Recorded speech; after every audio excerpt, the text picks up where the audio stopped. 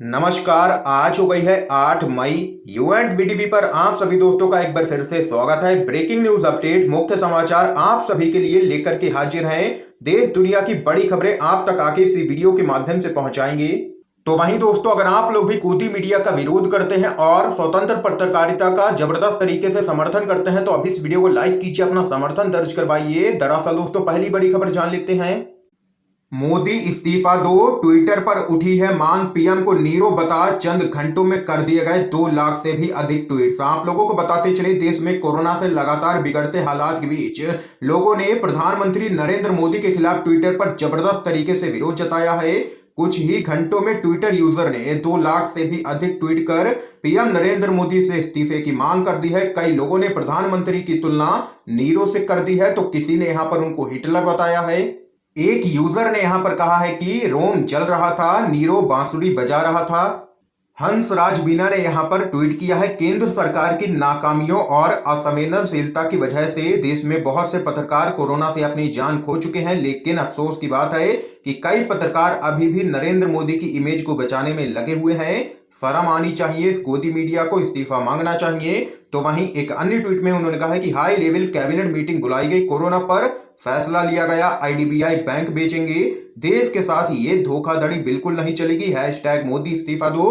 तो वहीं हंसराज मीना ने आगे कहा है कि संपूर्ण राष्ट्र नरेंद्र मोदी से पीएम पद का इस्तीफा यहां पर मांग रहा है।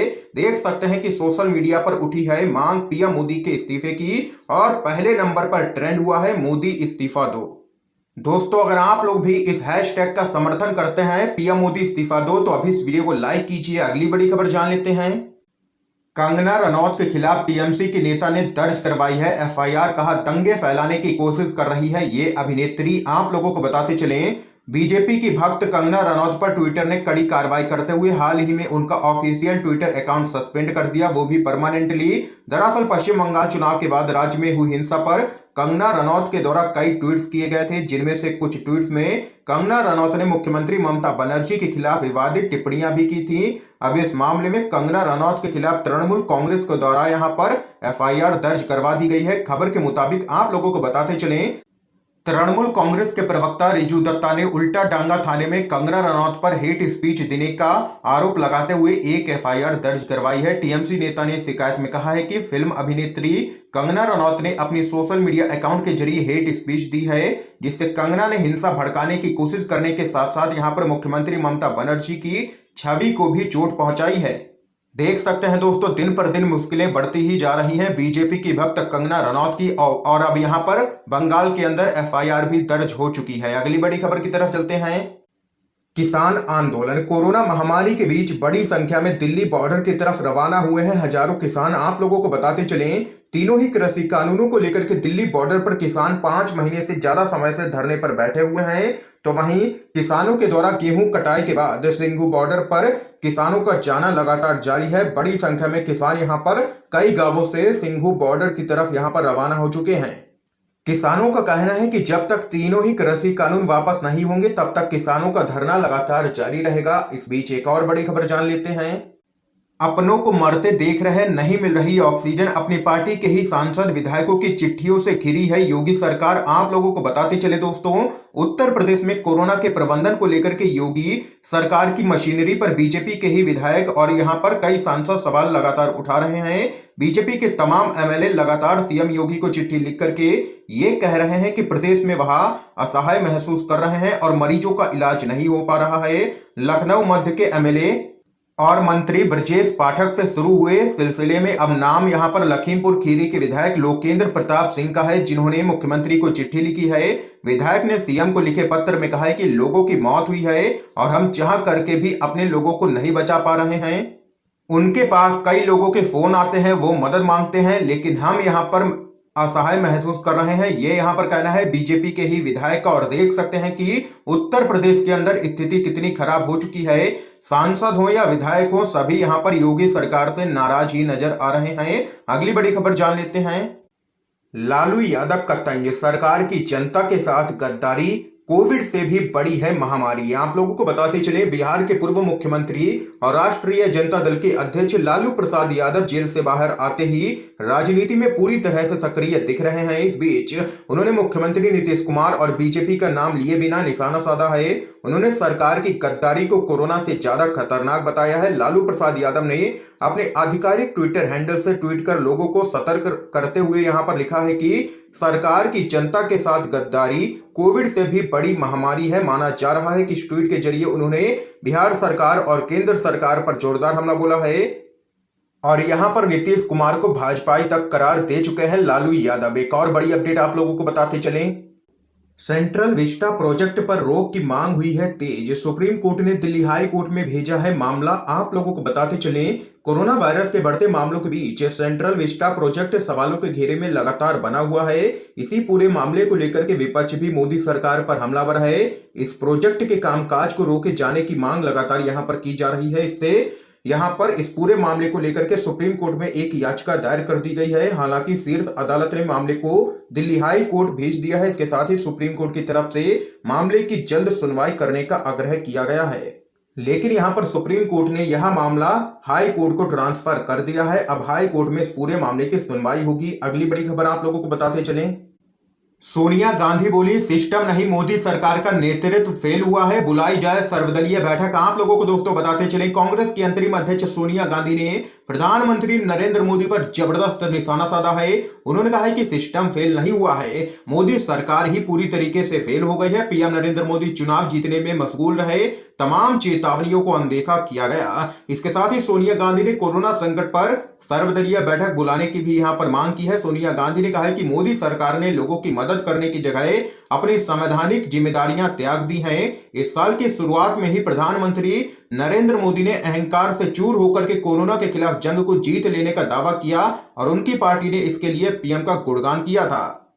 तो वहीं सोनिया गांधी ने आगे कहा है कि ना तो ऑक्सीजन, दवाइयों या वेंटिलेटर की व्यवस्था को मजबूत किया गया, लोगों के जख्मों पर मरहम लगाने की जगह लोगों पर कई भाजपा शासित सरकारें तानाशाह रवैया अपनाते हुए कार्रवाई कर रही हैं। सोशल मीडिया और बाकी प्लेटफॉर्म पर लोगों की आवाज दबाने की लगातार कोशिश हो रही है, ये यहां पर कहना है सोनिया गांधी का और भड़की है मोदी सरकार पर। अगली बड़ी खबर की तरफ चलते हैं, मोदी सरकार को राहुल गांधी का पत्र, कहा आपकी सरकार की विफलता के कारण आई है कोविड की सुनामी। आप लोगों को बताते चले, कांग्रेस के पूर्व अध्यक्ष राहुल गांधी ने प्रधानमंत्री मोदी से आग्रह किया है कि कोरोना वायरस के सभी स्वरूपों का वैज्ञानिक तरीकों से पता लगाने के साथ ही पूरी दुनिया को इस बारे में अवगत कराया जाए तथा सभी भारतीय नागरिकों को जल्द से जल्द टीका लगवाया जाए। उन्होंने पीएम मोदी को पत्र लिखकर के सरकार के कार्य पर भी सवाल उठाए हैं।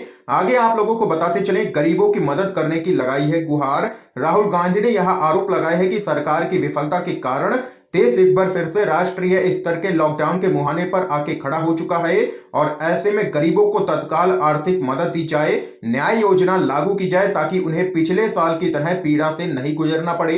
ये यहां पर राहुल गांधी ने पत्र लिखा है प्रधानमंत्री मोदी को। अगली बड़ी खबर जान लेते हैं, पंचायत चुनाव के बाद से पश्चिमी यूपी में टूटा है कोरोना का कहर, गांवों तक पहुंच चुका है संक्रमण, हालात हुए हैं यूपी में गंभीर। आप लोगों को बताते चले, पश्चिमी उत्तर प्रदेश में कोरोना का कहर लगातार बढ़ता ही जा रहा है। कोरोना संक्रमण शहर के अलावा इलाके के गांवों में भी पहुंच चुका है। इनमें मुजफ्फरनगर के गांव कुछ ज्यादा ही प्रभावित यहां पर दिख रहे हैं। हालांकि अभी तक सरकारी आंकड़ों में इनकी संख्या सामने नहीं आ पा रही है, लेकिन ग्रामीण इलाकों से आ रही रिपोर्ट में हालात काफी खराब यहां पर बताए जा रहे हैं। माना जा रहा है कि पंचायत चुनाव के बाद संक्रमण का असर गांवों तक पहुंच गया है और महामारी से मौतें भी लगातार हो रही हैं गांवों में। यहां पर ज्यादातर मामले तेज बुखार के सामने निकल के आ रहे हैं। इसके अलावा कुछ क्षेत्रों में सांस लेने में भी लोगों को यहां पर परेशानियां हो रही हैं। ज्यादातर ग्रामीण इलाकों में मरीजों का अभी तक टेस्ट नहीं हो पाया है।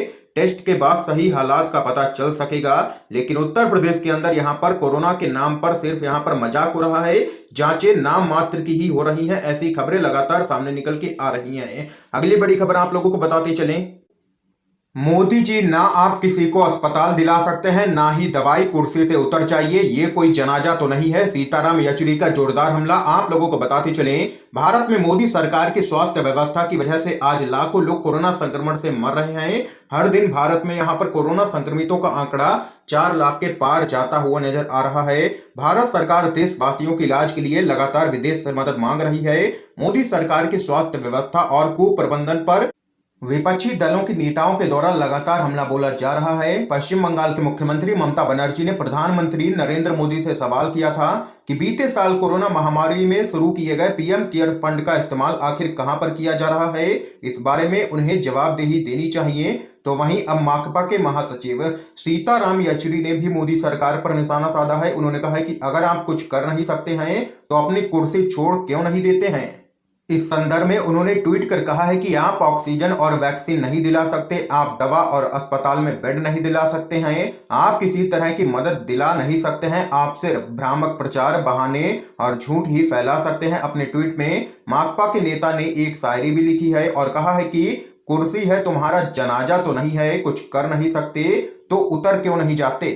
ये यहाँ पर सीताराम येचुरी ने बोला है जोरदार हमला। एक और बड़ी अपडेट आप लोगों को बताते चलें, सेंट्रल विस्टा है आपराधिक बर्बादी, पीएम मोदी का नाम लिए बिना राहुल गांधी ने साधा है निशाना। लोग बोले हुजूर का शौक सलामत रहे। आप लोगों को बताते चले, कोरोना के बढ़ते संक्रमण के बावजूद प्रधानमंत्री मोदी की महत्वाकांक्षी परियोजना सेंट्रल विस्टा प्रोजेक्ट पर काम जारी है। लगातार कोरोना महामारी के बीच सेंट्रल विस्टा परियोजना का काम जारी रहने को लेकर के राहुल गांधी समेत कई विपक्ष के नेता यहां पर पहले ही सवाल उठा चुके हैं। कांग्रेस के नेता राहुल गांधी ने एक बार फिर से सेंट्रल विस्टा प्रोजेक्ट को लेकर के प्रधानमंत्री मोदी का बिना नाम लिए उन पर जबरदस्त हमला बोला है।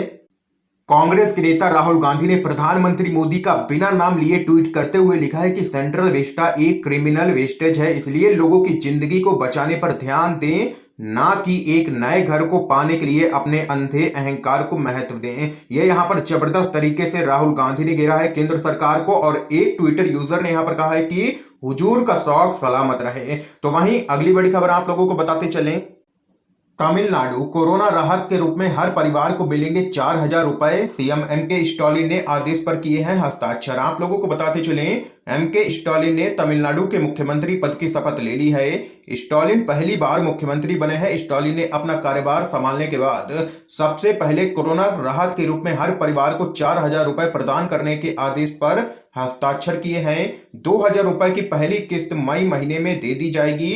सीएम स्टालिन ने यह भी घोषणा की है कि राज्य सरकार सभी state government insurance card holders का निजी अस्पतालों में कोरोना संबंधित उपचार का खर्च वहन करेगी। ये यहाँ पर देख सकते हैं कि तमिलनाडु में डीएमके सरकार बनते ही ये बड़ा फैसला हुआ है। अगली बड़ी खबर की तरफ चलते हैं, ऑक्सीजन संकट पर कर्नाटक हाई कोर्ट के आदेश के खिलाफ केस हारी है केंद्र सरकार। आप लोगों को बताते चलें, ऑक्सीजन आपूर्ति को लेकर के केंद्र सरकार कर्नाटक हाई कोर्ट के एक आदेश के खिलाफ सुप्रीम कोर्ट में अपना केस हार गई है। केंद्र सरकार ने सुप्रीम कोर्ट से अपील की थी कि वह कर्नाटक के लिए हर रोज मेडिकल ऑक्सीजन आवंटन को बढ़ा करके 1200 मैट्रिक टन करने के आदेश पर रोक लगा दे। यह आदेश कर्नाटक हाई कोर्ट ने केंद्र को दिया था, लेकिन सुप्रीम कोर्ट ने हाई कोर्ट के आदेश पर दखल देने से इनकार कर दिया है। अगली बड़ी खबर जान लेते हैं, ऑक्सीजन की किल्लत को लेकर के ममता बनर्जी ने केंद्र सरकार को घेरा। पीएम मोदी को लिखा है पत्र। आप लोगों को दोस्तों बताते चले, पश्चिम बंगाल विधानसभा चुनाव में तृणमूल कांग्रेस को बड़ी जीत हासिल होने के बाद मुख्यमंत्री ममता बनर्जी एक्शन मोड में हैं। उन्होंने प्रधानमंत्री नरेंद्र मोदी को पत्र लिखकर के जबरदस्त निशाना साधा है। ममता बनर्जी ने पत्र में आरोप लगाया है कि बंगाल में कोरोना वायरस के मामले लगातार बढ़ रहे हैं, मगर राज्य के हिस्से की ऑक्सीजन दूसरे राज्यों में यहां पर सप्लाई की जा रही है। ये यहाँ पर दोस्तों आज की तमाम बेहद बड़ी खबरें सामने निकल के आई हैं जो हमने आप लोगों तक पहुंचाई हैं UNVDV के माध्यम से। अगर आप लोगों को ये वीडियो पसंद आए हो तो जरूर लाइक कीजिएगा, ज्यादा से ज्यादा शेयर कीजिएगा ताकि आप सभी के दोस्त भी इन खबरों को जान सकें। वीडियो देखने के लिए दोस्तों आप सभी का बहुत बहुत धन्यवाद। जय हिंद, जय भारत।